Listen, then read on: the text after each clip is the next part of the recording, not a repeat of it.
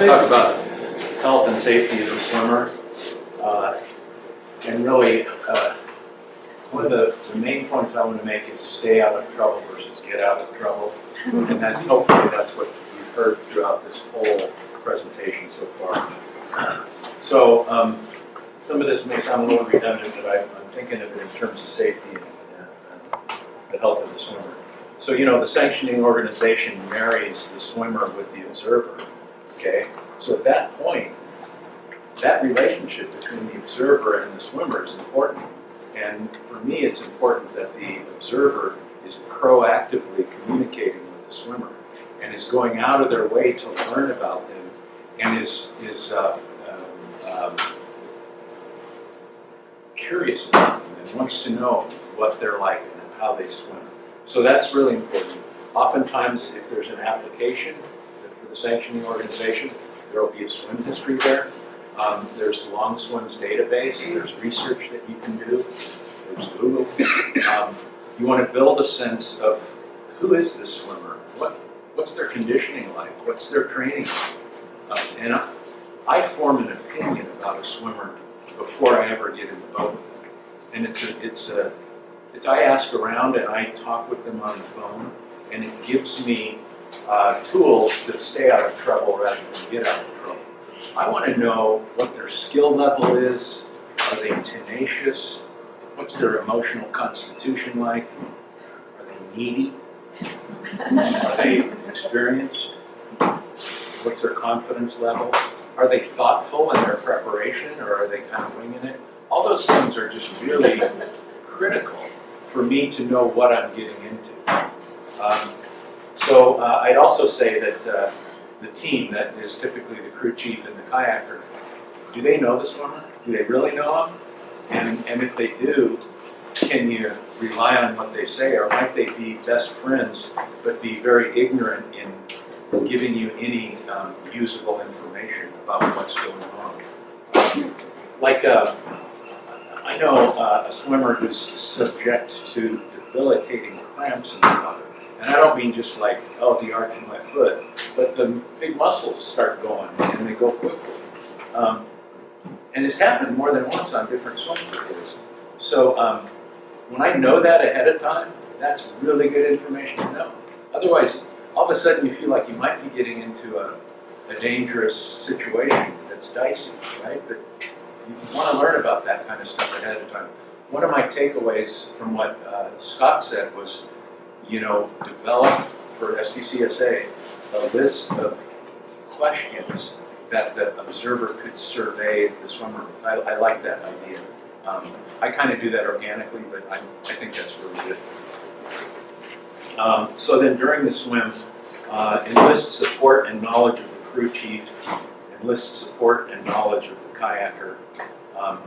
I will always pull the kayaker aside ahead of time and say, look, I'm going to rely on you for important information. You know, it's going to be dark. The swimmer might go quiet. You're going to be real close to him. I'm going to directly interact with you on some things. And then I'd say that to observe, you're constantly gathering information. You know, the whole time, you're persistently attentive and you're thinking about things, thinking about what's going on.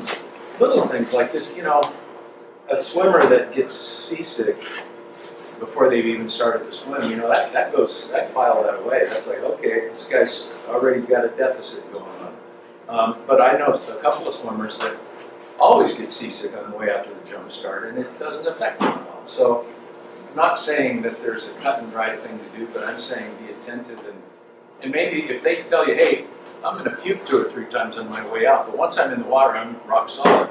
That's just totally good information. Monitor the swimmer. So typical thing called stroke rate, or I call it SPM, strokes per minute.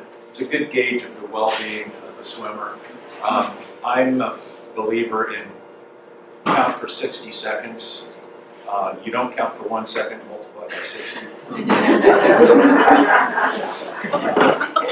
got a lot of time out there.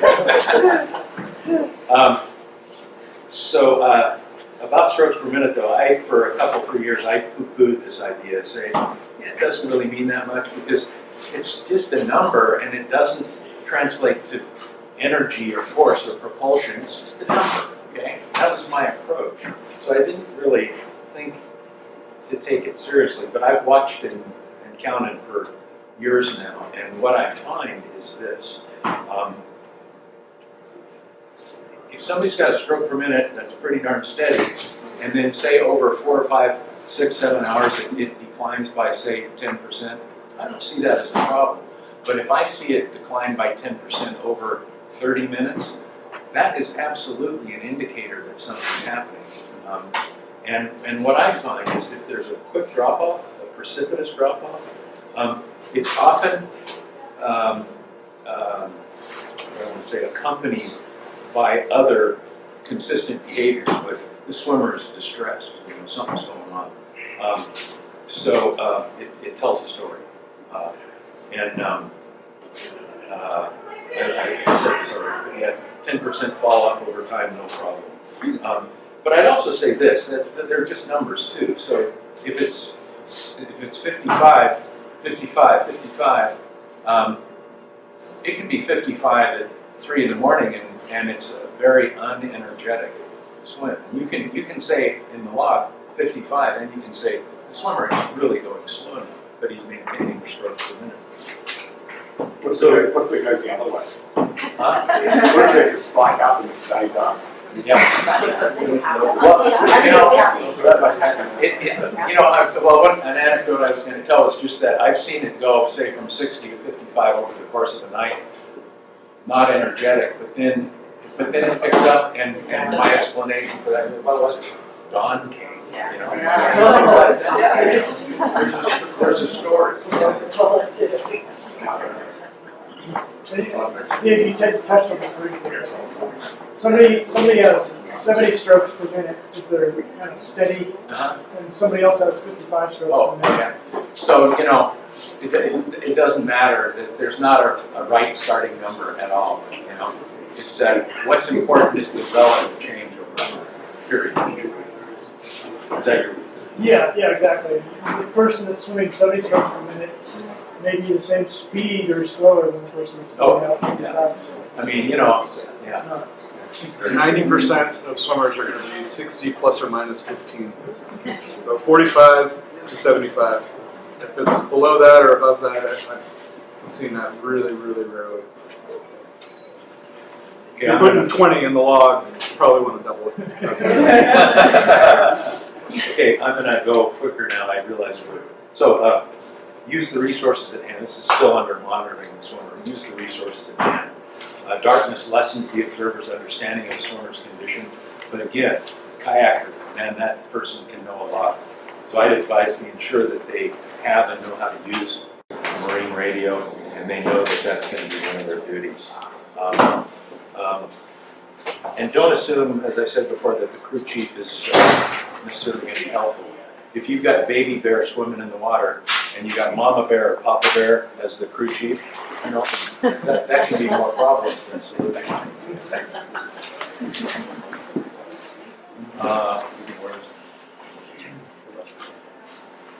I just say gauging the swimmer's mindset. So I think the landscape between the swimmer's ears is vast and poorly charted. Whatever you can glean from them, often at feedings, is important information.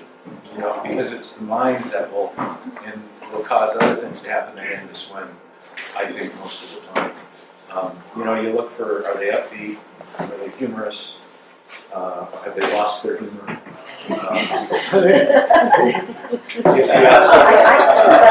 If you ask them if they want some M&Ms, and they say, I don't want any fucking M&Ms.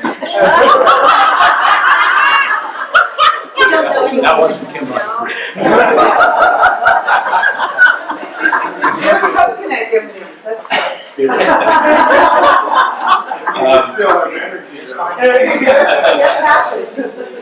But so that the swimmer is relaxed and enjoying themselves, and then something changes. Well, why did it change? And maybe it's tied with there's a drop in temperature, or there's more wind, or maybe they feel inside, they envision failure, and they weren't thinking that an hour before, or they thought it was going to be a 6-hour swim, and at 5 hours they're going, oh shit, this is a 9-hour swim.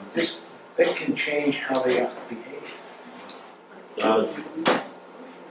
So that's kind of on monitoring. One thing about voiding, which I was kind of talking to Scott, voiding means pissing or urinating, okay? That's, some people don't realize that. And, the idea is that you monitor the throughput of liquids through a swimmer. When I did my first marathon swim, there'd just been a problem where somebody really just about died. So my observer was profoundly zealous in monitoring. Pissed me off. But I am a little more organic about that. I mean, I want to know about it, but I'm not going to be like saying how many tablespoons. But it's worth noting, and there can be over the course of hours serious problems that are encountered if a person continues to drink and isn't urinating. And then I just chalk up these things to signs of distress and almost what I would say precursors to a failed swim. And I'd say, I've watched so many people fail, and often one thing they do is they start breaststroking. That's very common.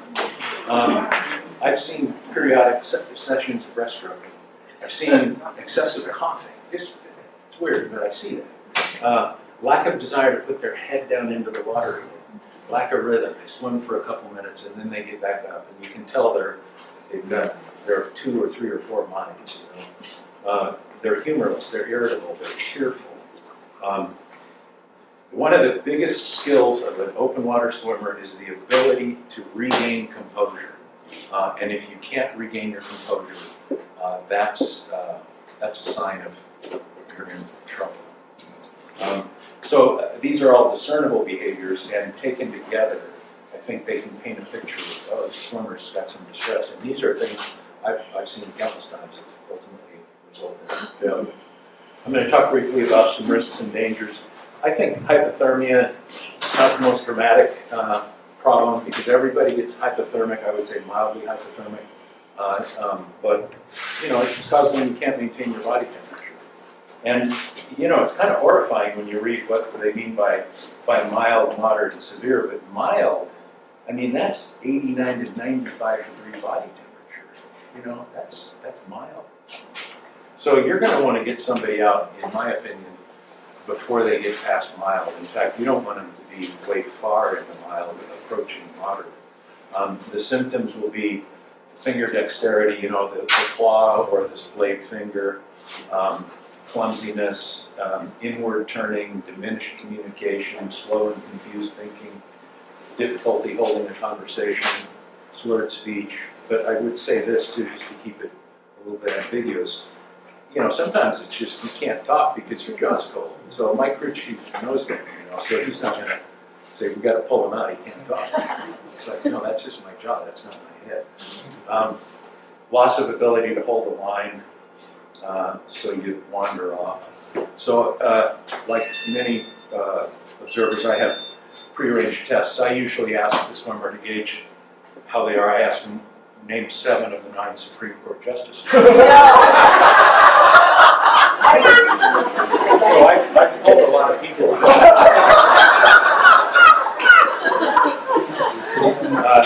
No, but it's not really like that. It's more like, who's your spouse? How old are you?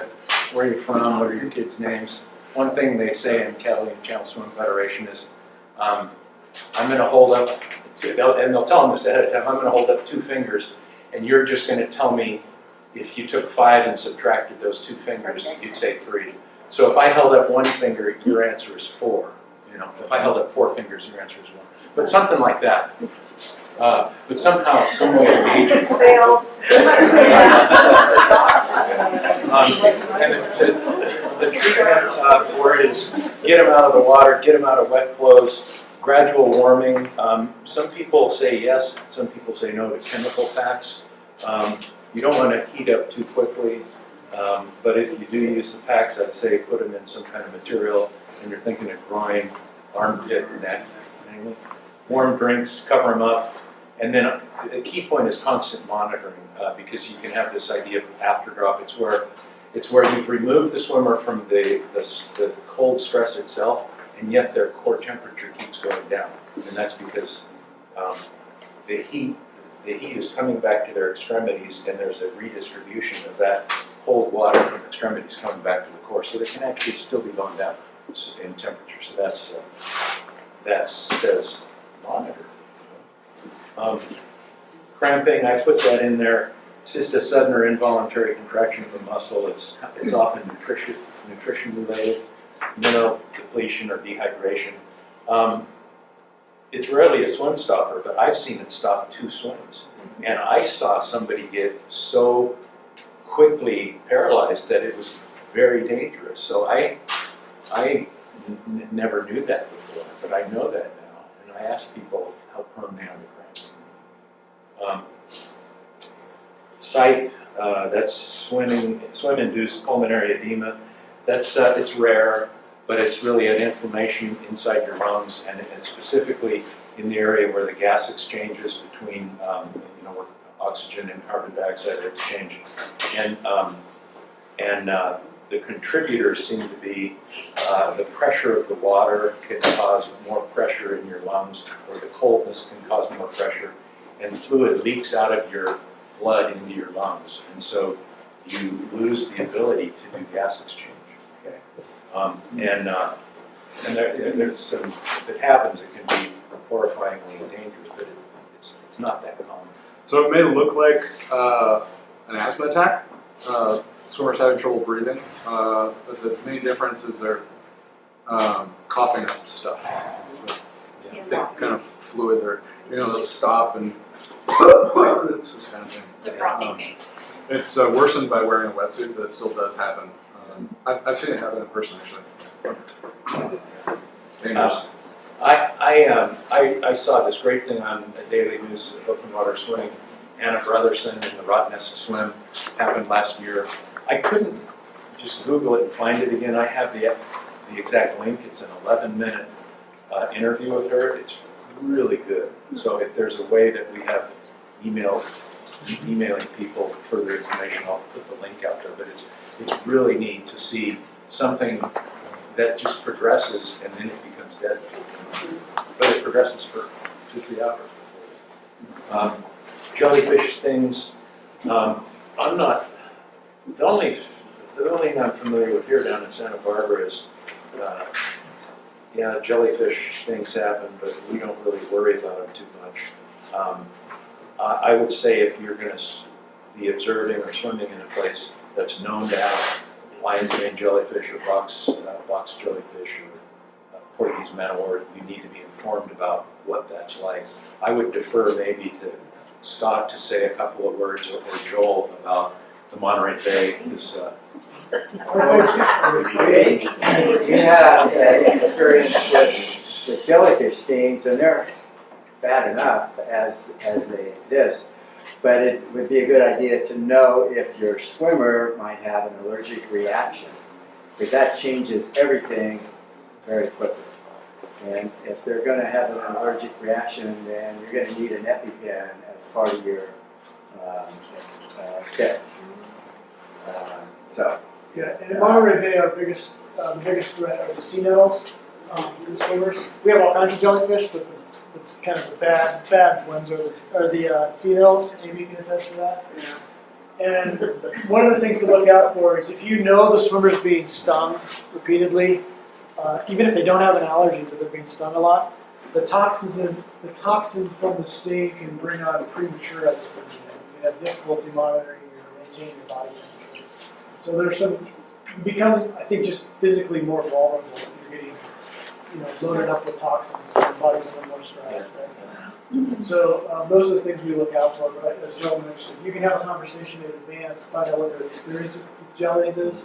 If they don't know, then you're going to have to really be monitoring them carefully to look for signs of breathing or respiratory problems.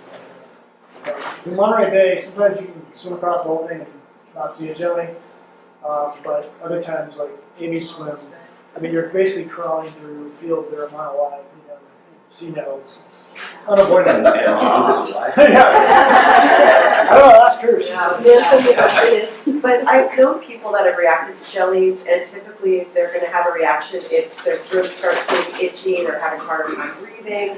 And if you see that sign and you know that there's been jellies in the water, that's something to be really concerned with. When I was getting stung, I mean, I still have some visible marks from months ago, but I didn't even have visible marks that were sustaining until after I got out of the water. And so, like, that was something I kept looking at on my body, like, is this really, like, I was kind of bummed because I was like, God, I'm getting stung and nothing's showing. But there was nothing that was, like, problematic with my body breathing. But that's, if there's going to be a reaction, that's the one that you typically would be very concerned with. Yeah, anaphylactic shock. Anaphylactic reaction, not good. It's quick. It would be very quick, and with the multiple stings, it could happen at any point in that segment. Is there a correlation between someone that's allergic to bee stings and someone that's allergic No. to possible? I'm highly allergic to bees. I have 2 EpiPens right there. I've been unconscious 5 times.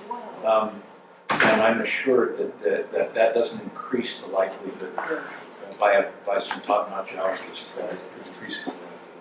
But anaphylaxis can take you out in 10 minutes.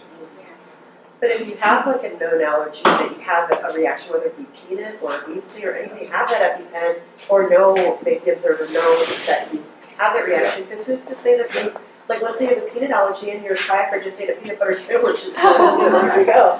That person can react. You never know. That's actually, Amy raises another good point because we haven't seen this, but I've seen this on another, I know about this from another swim, that the observer is there to observe. You're not there to act as crew, you're not there to do certain other things, you're there to observe. And in this case, there was some situation, the observer, or somebody, I can't remember who was on the boat, was asked to help feed, they couldn't find what the swimmer wanted next, they grabbed something, and it was not known that that swimmer had an allergy. And it was a nut butter goo. So it's just, you need to know about who you have in the water. It's important. It's not just their swim history, it is their allergy, it is this, because if you have somebody who's on the crew that doesn't know the swimmer as well as they should, I mean, these are just, you can't prevent anything, but the more you know, the better off the swimmer is. And the fact is, we are there to be selfless and be there for the So let's, we've got a couple more things to get through that are kind of important, so let's kind of walk through these. Okay, yeah, so just wildlife encounters, I like to say, well, most of the encounters are with dolphins, they're pleasant experience. An overly curious sea lion, yeah, that could be a little bit of a trouble, but when you're in the open seas, less so, which is where we mostly are, as opposed to in some rocks, Sharks, I guess, I don't really know what to say about sharks. I've seen one in several years of observing, and it was about 100 yards away.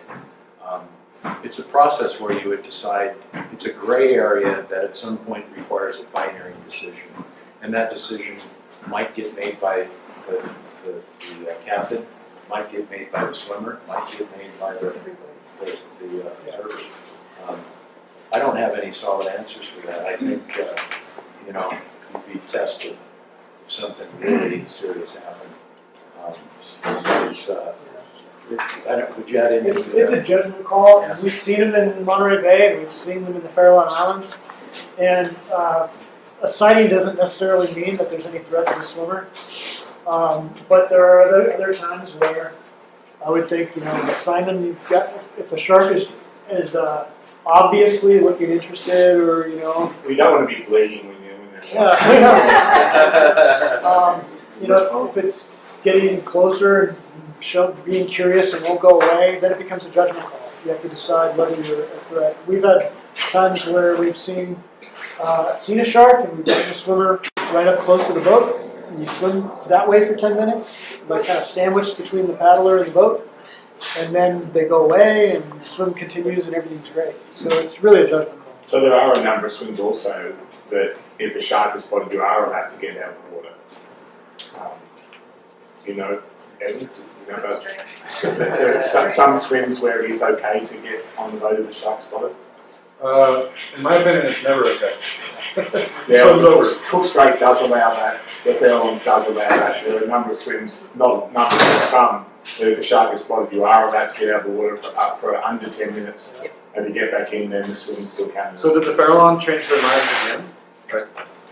And so what? Is that the Farallon Association changed their minds again on that? I'm not gonna know. Yeah, as far as I know, that's not. Yeah, I know it's definitely with Cook Strait and the Fairlands, I'm not sure if it's yes. We don't allow it. Yeah. So if somebody was in Monterey Bay and they had to get on the boat because of a shark, then the swim was over. They don't get to get back in. So that's at least that's how it is. I don't think you have to worry about it too much.